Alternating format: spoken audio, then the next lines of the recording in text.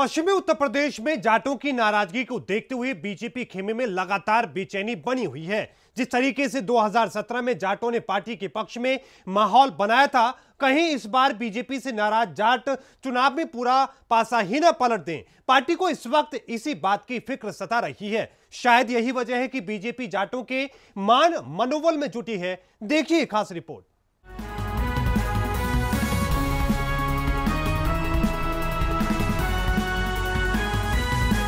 जाटों की नाराजगी से बीजेपी खेमे में हलचल मची हुई है, क्योंकि पश्चिमी उत्तर प्रदेश में जाट न सिर्फ संख्या बल में ज्यादा हैं, बल्कि वो चुनाव की दशा दिशा पलटने में भी पूरी तरह से सक्षम है। इसलिए बीजेपी किसी भी तरह जाटों को अपने खिलाफ नहीं जाने देना चाहती।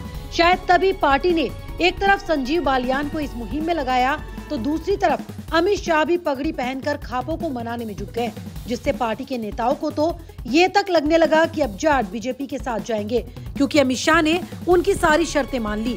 उनका तो ये तक मानना है कि इस बार पहले और दूसरे चरण के चुनाव में बीजेपी 100 सीटें जीतेगी। तो वहीं बीजेपी प्रवक्ता एक बार फिर से सपा पर निशाने साधते दिखाई दिए। लेकिन अभी माननीय अमित शाह जी ने जो उत्तर प्रदेश के पश्चिम यूपी में जो हमारे जाट नेता हैं उनके साथ में जिस प्रकार से मीटिंग की, 250 से ज़्यादा जो जाट नेता थे उस क्षेत्र के, उस बेल्ट के, वो माननीय अमित शाह जी के साथ मीटिंग में शामिल हुए और अमित शाह जी ने लगभग उनकी सारी बातें मान ली हैं, जो उनकी शर्तें थीं, जो वो चाहते थे। ऐसे में सारा की सारा जो जाट बाहुल्य क्षेत्र है और जो जाट वोटर है वो भारतीय जनता पार्टी के साथ जिस प्रकार से पहले से था उस प्रकार से अब भी है।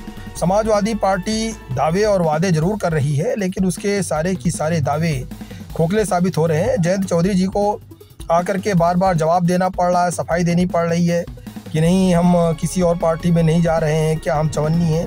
तो उनको इस तरीके के स्टेटमेंट देने के लिए मजबूर क्यों होना पड़ रहा है। वहीं कांग्रेस नेता अपने ही दावे करते दिखाई दे रहे हैं। उनके निशाने पर सिर्फ बीजेपी ही नहीं, बल्कि सपा और आरएलडी गठबंधन भी है। उन्होंने कहा कि बीजेपी, सपा और आरएलडी ध्रुवीकरण की सियासत के लिए जातीय गठबंधन का सहारा ले रही है। यूपी की जनता इस बार युवाओं को रोजगार, किसानों का समर्थन मूल्य और महिलाओं की सुरक्षा के मुद्दे पर वोट करेगी, क्योंकि इस बार यूपी की जनता बीजेपी के साथ साथ सपा और आरएलडी से भी छुटकारा चाहती है। उत्तर प्रदेश में भारतीय जनता पार्टी, आरएलडी व समाजवादी पार्टी ध्रुवीकरण की सियासत को बढ़ावा देने के लिए जातीय गठबंधन का सहारा ले रही है, लेकिन उत्तर प्रदेश की जनता इस बार उत्तर प्रदेश के किसानों का समर्थन मूल्य, उत्तर प्रदेश के युवाओं के रोजगार की बात, उत्तर प्रदेश की महिलाओं की सुरक्षा की बात को लेकर की वोट करने वाली है। अब इनका जो ठगबंधन है, जो आरएलडी और समाजवादी पार्टी का, इससे पहले भी समाजवादी पार्टी की सरकार उत्तर प्रदेश में रही है, लेकिन किसानों के साथ में हमेशा से सौतेला व्यवहार करने के काम समाजवादी पार्टी, भारतीय जनता पार्टी और आरएलडी ने किया है। चौधरी जी ने सिर्फ और सिर्फ मौका परस्त के लिए कई दलों से गठबंधन किया, लेकिन अभी तक किसानों के सरोकार के लिए उन्होंने कोई काम नहीं किया था। अब उत्तर प्रदेश का जनमानस जाग चुका है, अब इन दलों से छुटकारा चाहता है। इसमें कोई शक नहीं कि 2017 में जाटों ने बीजेपी को खुलकर वोट दिया था, यहाँ तक कि उन्होंने अपनी पारिवारिक पार्टी आरएलडी की भी अनदेखी कर दी थी। लेकिन इस बार हालात बीजेपी के फेवर वाले नहीं हैं। जाट तो नाराज हैं ही, गुर्जर, सैनी, कश्यप, ठाकुर, बनिया और ब्राह्मण भी बीजेपी से खुश नहीं है।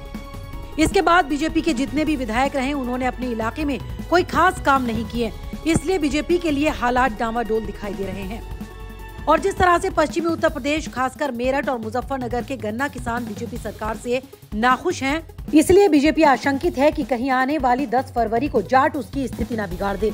शायद इसीलिए पहले चरण की वोटिंग से पहले बीजेपी जाटों को मनाने की कवायद में जुटी है। लेकिन सवाल ये कि क्या 10 फरवरी से पहले बीजेपी जाटों की नाराजगी दूर कर पाएगी? Bureau report, R9 news.